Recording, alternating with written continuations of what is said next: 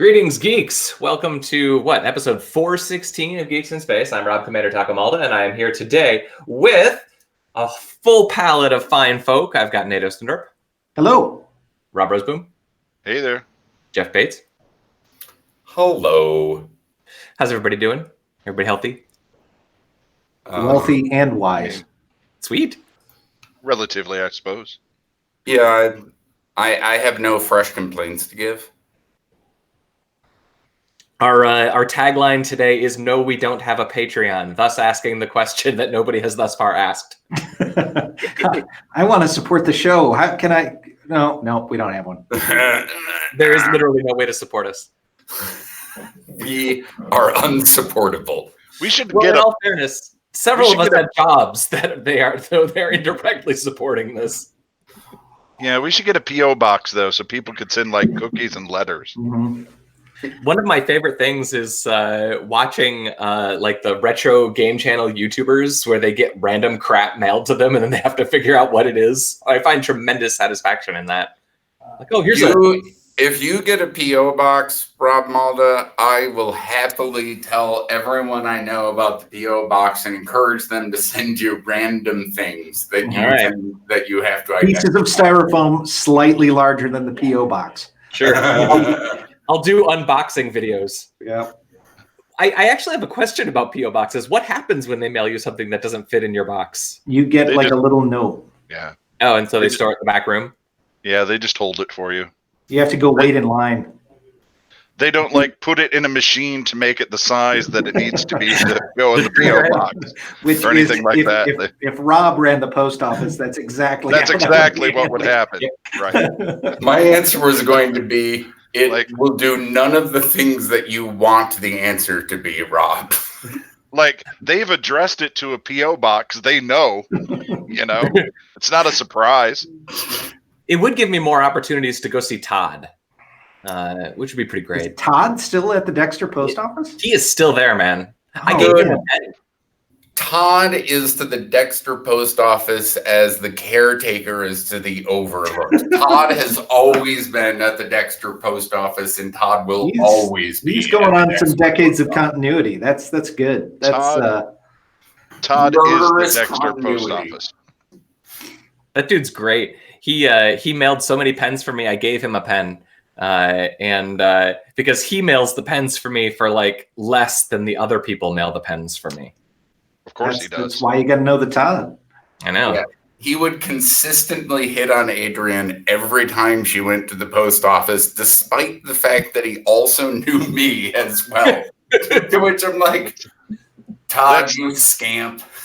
It's the way of Todd, Well, he was integral to the whole book review scheme.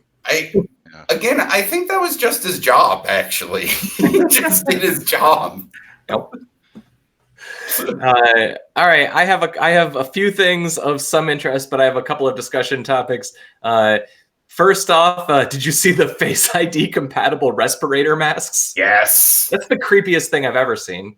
Although the thing that I thought about that is that I'm really actually more interested in the inverse. Like, given Hong Kong's problems right now, the best solution is the respirator mask that makes your face not look like your own. Thus, you can avoid being ID'd by the Chinese surveillance systems and stay healthy. Yeah.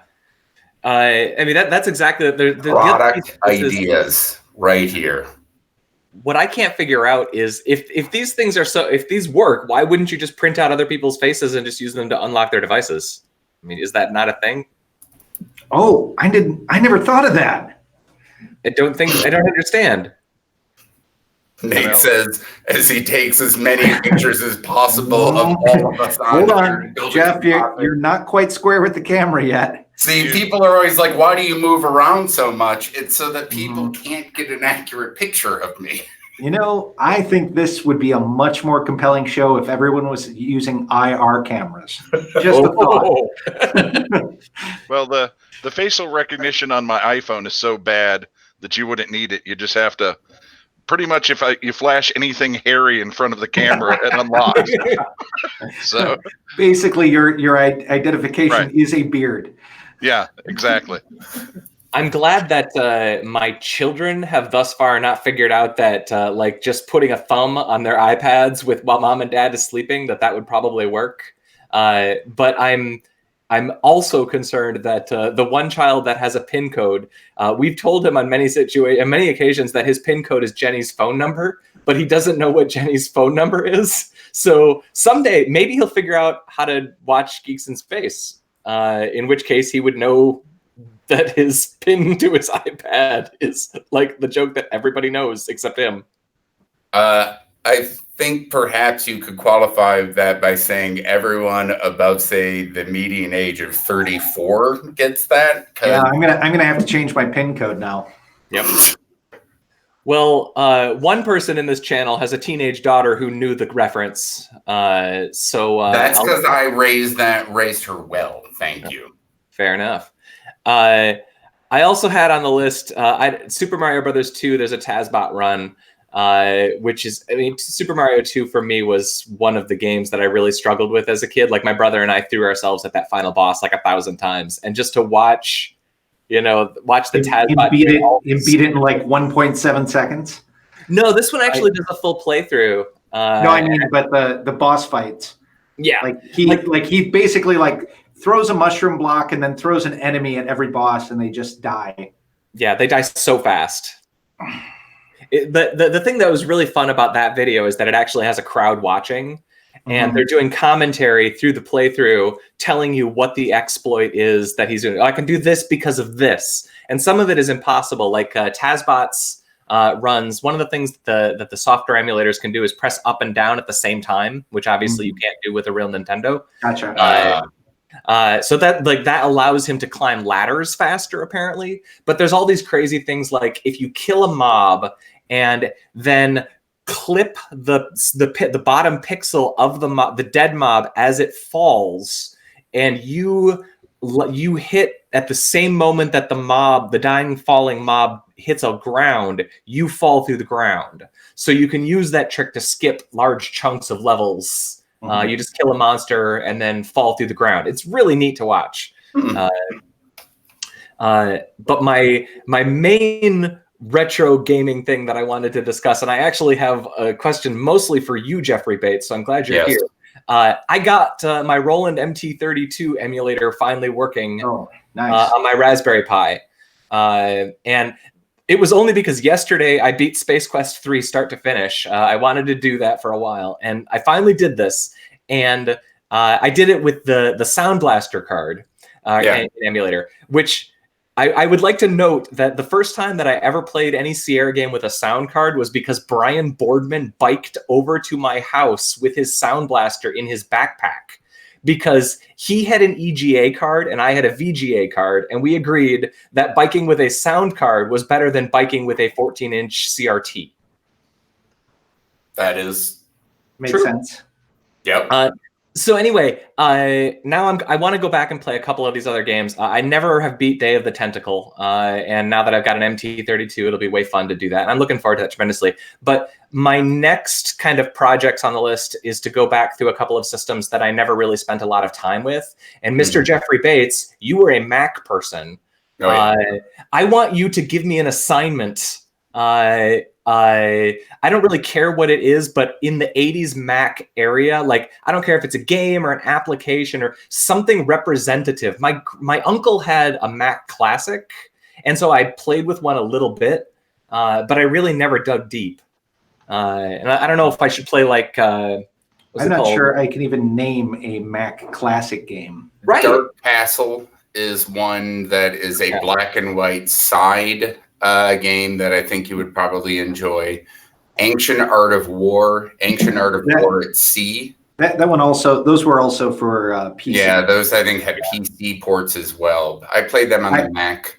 I've played Ancient Art of War on DOSBox, and it is nigh upon unplayable. Like it's really, really dated. That's unfortunate. I mean, a lot of the Mac ones really were, it was Maxis ultimately. So like Sim Earth in particular is one. Here's my challenge to you. successfully create a sentient species in Sim Earth that doesn't end up in an all-desert planet that is populated by intelligent robots, because that was the outcome of essentially every Sim Earth I ever did. Was greenhouse ran away, and then the planet was just a desert full of sentient robots. Well, that I think is a pretty good prediction of our current societal impending collapse. So Yeah.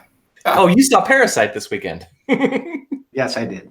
The other game that Shadow Precedent, Nate and I played. Now that was DOS, I think, not even Windows, DOS. But opening move is always you send all the troops into China. And you turn China into a democracy. You take over Iraq, you sell the oil, and use that to give most favored nation trading status with China, which grows your economy. Yep. I mean, I've been making my way through some DOS. I played some Wing Commander. I played the original Civ. I've just been sort of running through game by game. But it's the Sierra games and the Lucasfilm games that were like the closest to my heart. But eventually I want to go through the same sort of thing with the Amiga, with the Amstrad, all the platforms I never really had or never really played with. I just want to know what's the thing that is like the Super Mario Brothers of those platforms. I mean, I guess that's what our the thing with the Mac platform is almost all the big ones got ported over to DOS. So like Myst was, originally a Mac one, but then got ported over. But what I want is like the black and white era Mac. Dark Castle, I believe. All right, that'll be the one. Because I've played Ancient Outer War and Shadow President before. But I've never played Dark Castle. Yep, 1986 platform game for Macintosh. Excellent. I'm looking forward tremendously. I spent, no joke, Nate, 4 hours pairing a Bluetooth keyboard to my Raspberry Pi. It required every conceivable hoop. Linux on the desktop, ladies and gentlemen. That seems like something where you should just use an RF dongle and take up one of your USB ports. Yeah. That would have been way smarter, especially considering I literally had a keyboard with an RF dongle sitting next to the Bluetooth keyboard that I was using to type in the commands. But I wanted the Bluetooth keyboard so I can have one keyboard and switch back and forth. And then I finally got it working. And the Bluetooth reception is so terrible that it's unusable. Even like 4 feet away, 5 feet away from the device, I hit a key and it just repeats like 30 times. And then I hit another key and it doesn't register. I thought of another game. It was a Mac first one, Balance of Power, which was written by Chris Crawford and was so both popular and in-depth, he had to then write a book about it as well. I've never played Manhole either, and I know that's one of those classics of that platform. Now, have you played Thimble, the new one, the Thimbleweed, like the Thimbleweed Park? I know what you're talking about, and I keep meaning to do that. I keep meaning to get it with my kids, because I think that they would actually enjoy. Yeah. Because that's like the modern Sierra, basically. Right. I wanted to go through and replay Day of the Tentacle and the Indiana Jones, Fate of Atlantis, like a few of the ones that I beat as a kid. I gotta say, Space Quest 3, I mean, I was stuck in that thing for a year as a kid. And to beat the whole thing in like a half hour, and I could have beat it way faster if the action sequences implemented in a Sierra game are not such total garbage that it takes you like 10 saves and retries just to play these horrible action games that don't like have the worst controls in the universe. It's amazing. No, there's a lot of bumping into random things to see if you can interact with them in the old style Sierra play. Like, I don't mind. Like, I just had a walkthrough open because I never wanted to get to the situation where, you have 700 points, but you didn't get the yarn that you needed 600 points ago. So that was my main thing. But it's the action sequences that killed me. Space Quest 3 ends with this shooting like a poor man's TIE fighter sequence. And it took me, no joke, a half hour to get through that sequence because it's a freaking action sequence. I was doing it wrong. but it shouldn't be that hard. Like, you can't use the mouse in that. You click, and then like it's redrawing, and it's not that the machine is slow; it's that the interpreter just can't like handle like gameplay at anything approaching more than like 10 frames per second. Speaking though of TIE Fighter, that is one of the Windows games that you should definitely play. Absolutely. TIE Fighter, absolutely, hands down. Oh, that may be the best Star Wars game. I mean, you know what's horrible is Rebel Assault. Oh, is that horrible? It's ungodly horrible. Like, it's unplayable by modern standards. The one that I would like to play is Dune 2. Yes. That is a good choice. The source of all modern games of the genre. Someone is doing a Dune color pack basically for City Skyline, which nice. Like, because that's exactly what I need is my city planner to look like Arakeen. What? Well, time to go harvest the spice and worry about traffic flow patterns. There's a lot of worm. I got to catch the 5:08 p.m. sandworm home. Yeah, exactly. What's the weird sisters? There's a bunch of them. They're having a festival. Bene Gesserits, yeah. Oh, and then we're just going to go down to good old St. Elia of the Knife Cathedral for some services and have the abomination talk to us. It'll be great. Yeah. I like the idea that all of your advisors would have heart plugs. So when they piss you off, it's like, I'm sorry, you've been advising me that I need to upgrade my power grid. Well, whoop, heart plugs out. Sorry. See, that would be a good Crusader Kings 2 mod.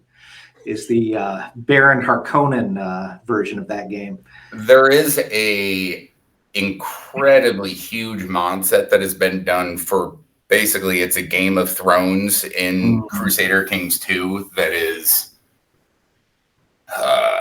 well, someone I think has put more time into it than George has into finishing the books would be that was the only reason, like, you know, I think CK2 started getting people more acquainted with the intricacies of succession and that kind of stuff. Yeah. And it's all it's free to play now because CK3 will come out next year, which should be and I've been playing their challenges. It's been a lot of fun. Yeah. Yeah. Mm-hmm. All right, Harley Quinn was my only other major thing, and oh boy, none of you are going to see it in the theater, and you really shouldn't bother. It is not good. It's totally entertaining. It's a 3-star movie, right? Which you can enjoy. Like, for me, a 3-star movie has redeeming qualities. You won't hate yourself for watching it, but you don't need to see it. It's unessential. Yeah, for me, that's going to be at about 11:30 p.m. on some Delta flight. When if I fall asleep during it, Yeah, that actually perfectly describes how I watched Ant-Man. Was a red eye back on a Delta flight, and I had the same. Yeah, that's the perfectly good movie to watch if you got a couple of beers in you and you're really tired. So Harley Quinn, Margot Robbie is actually good. That's not surprising, I suppose. The whole movie is marketed as a Birds of Prey movie, but it is like 70% Harley Quinn. So it should just have been a Harley Quinn movie with her supporting cast. Actually, her supporting cast was pretty good. The Birds of Prey were reasonably enjoyable, particularly Huntress. Like the performance that they had for Huntress was really good. But holy crap, man! Ewan McGregor is garbage in this movie. Kathleen hit the nail on the head. Her description of it was he's doing a bad Sam Rockwell impression. And then we had to have this discussion where Sam Rockwell was like one of the bad guys in Iron Man 2, right?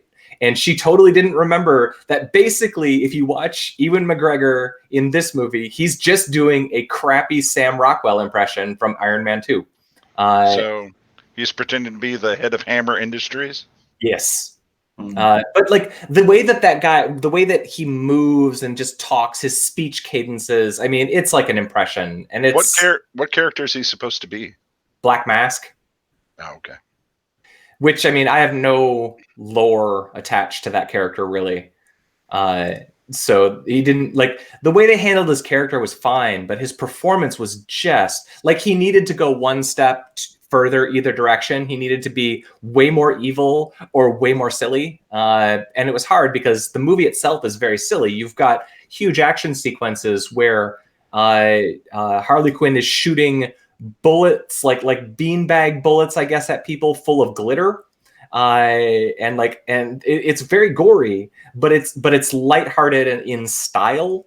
So it kind of works. But there's one sequence about 20 minutes in where Black Mask is literally just torturing people and ripping people's faces off. And the way that it's done is so over the top and stupid, and like it's gory and not in a way that just tonally doesn't fit with the entire rest of the movie. And at that point, like, you're just like, screw this movie. Like, if they just took if they took 5 minutes of him out, or let those 5 minutes be silly instead of serious, or make Harley Quinn herself a little bit more terrible. In which case, either way, you end up with a better movie. Because Kat and I just watched the newest episode of the Harley Quinn TV show, and again, there's now 5 hours of the Harley Quinn TV show, which is, on the whole, 100 times better than this movie. Even though only half the episodes of the show are very good. I think it's picked up. I think the last few episodes have been pretty good. Yeah, they dropped off and then they kind of came back. I think that they had the junior writers write the middle third. Yeah, the Harley Quinn cartoon is great, I think. It's often very funny. And the way that show handles Bane and Commissioner Gordon is just so funny. Let's see. No, man, that one bummed me out. Although the Sonic movie is getting really good reviews, I couldn't get either of my children to go to that. The Sonic qualify really good reviews for me. I shouldn't have said really good reviews. I've heard that Jim Carrey is really good, and as a family movie, it's good. Yep, I've heard that Jim Carrey's awesome in it. All right. And when was the last thing Jim Carrey was good in? I really like his show, his Showtime show. I think it's called Happy. I think that's what it's called. It's basically, he is a Mr. Rogers knockoff who one of his twin sons has died and his wife has left him. And he still has to do the show, even though he is horribly depressed. It's an hilarious show. Is it great? Is it an hour long or a 30-minute? I think it's 30 minutes. I can't really remember off the top of my head right now. They just released the second season. You've mentioned that one before. Maybe I'll try that one. Although it seems so dark that it has to be a show that I do not get to watch with the wife. Well, it's very sort of bittersweet. It's a comedy, but it's one of those. I don't know. It's one of those comedies that half the laugh is that finally you're done examining something horrible, so there's relief laughter. You know what I mean? It's like the last few seasons of Louie. I'm not sure there was anything legitimately funny in that. It was just mostly about relief because the horrible thing was no longer happening. So there's a lot of that in it. You mean the Louis C.K. show, that one? Yeah. The Christmas episode of the Louis C.K. show is one of the single best things I think I've ever seen on TV. It is just so good. It is just, you have perfectly recreated that sensation and that moment. There's a 5-minute thing of him preparing Christmas for his daughter. And it's just oh my God, yep. Yeah. Oh, let's see. I didn't have anything else on my list. Rob, you had the tires thing. The tires thing. The tire roads made out of rubber. Oh yeah, I had yeah. They're doing a pilot campaign in Sweden where they're replacing walking paths in some roads with sort of a recycled tire substance. I imagine it's a lot like have you ever been around the track? You know, it has that sort of bouncy bouncy track feel to it. So they're replacing their roads and looking at the viability of replacing all roads with it to prevent deaths, because I guess in Sweden there's tons of old people just smashing themselves at high rates of speed on walking paths or something. So I mean, I've noticed that they have been using that stuff on playgrounds more. Yeah, playgrounds. Yeah. And yeah, I don't know. Like, if you get a bunch of old people walking around, probably good. sure, just in time for the boomers. Mm-hmm. Rob, you also shared the mating ball of manatees. Yeah, It stopped traffic. Yep. I mean, I've never seen a mating ball, but if I did, I'd probably stop the car. You know, with all the documentaries I've watched and studied, I have never seen a mating ball of manatees either in my life. So I finally checked that one off the list. Bucket list. One shorter. Yep. I mean, scorpions and baboons, sure, I've seen that. Who hasn't? But a mating ball of manatees. It We seems should like that'd be a all good be so screensaver. lucky. No, the only other story recently that really piqued my interest was China's attempt to clean their money. Oh yeah. The logistics of that blow my mind. Like, I don't even know. I don't think you could do it, to be honest with you. I don't know how you would do it effectively, but they're trying to. So In infrared? the U.S., we just throw the old money away. They would just issue new bills. Yeah. right, they burn a lot of it right now. But Yeah. they're trying to treat it with UV light and something else I can't remember off the top of my head. But Love. no, I don't think love or like unicorn horn or anything or sparkles. I believe it's ginseng and rhino horn are your basic. Probably a little honey and cayenne pepper in there too. Yep. But if you put too much rhino horn in, don't you get like a Viagra effect?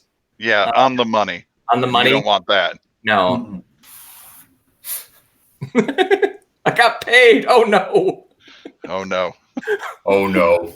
I got paid in erotic money. Again. All right, I think that might be next week's tagline.